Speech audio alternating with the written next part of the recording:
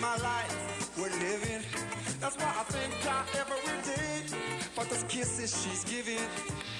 I wanna thank her every night for two arms that are holding me tight. I wanna thank her every day for those smiles coming my way. Yeah.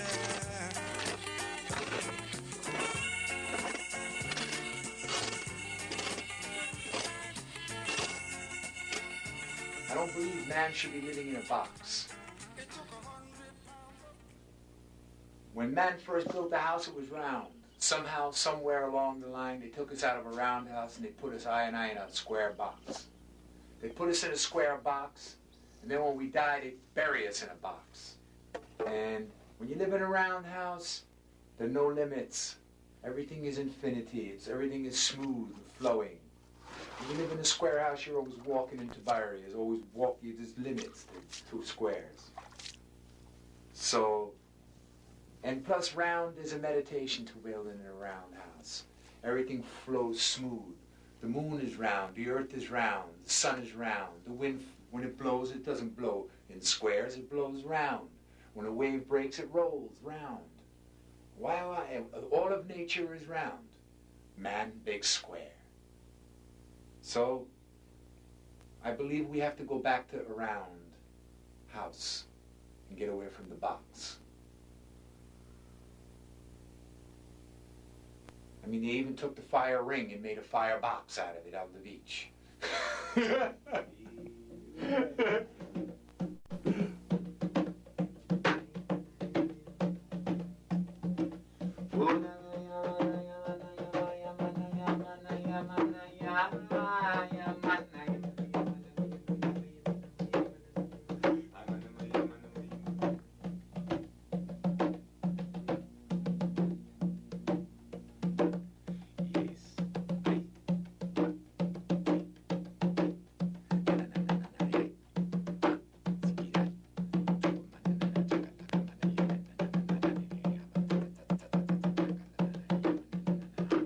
Page 11, taken from the Tao Te Ching Lao Tzu. It say, 30 spokes share the wheels of a hub. It is the center hole that makes it useful. Shape clay into a vessel. It is the space within that makes it useful. Cut doors and windows for a room, and it is the holes which make it useful. Therefore, profit comes from what is there. Usefulness from what is not there. Nice.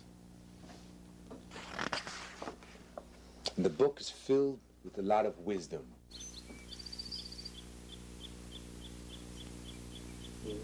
Walden is a very crucial subject in I Man's life because when I come to this cabin and build,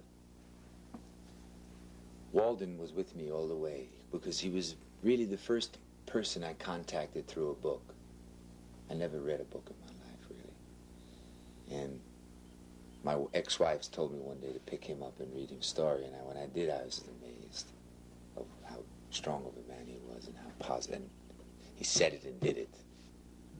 So when I come to the cabin here, I knew that this is nothing new. So it's been done before. So that's why I knew I can do it.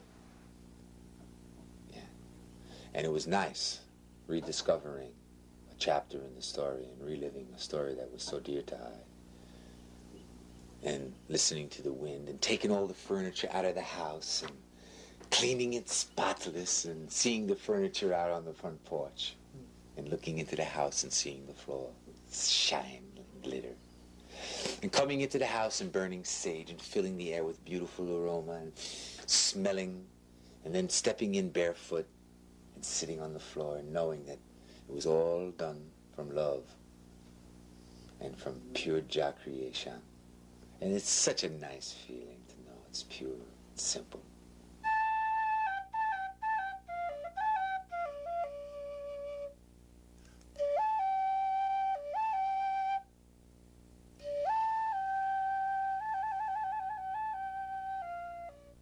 I began by cleaning the land, moving boulders. was pushing him all out of the way. And the only boulder I couldn't move was the one that this sits on. And I decided that that's where my fireplace would go, and I built it. After the fireplace was finished, I built the house all around it. I have a picture of that fireplace standing here with nothing else around it. It's a nice picture. Looked like a robot. Hey,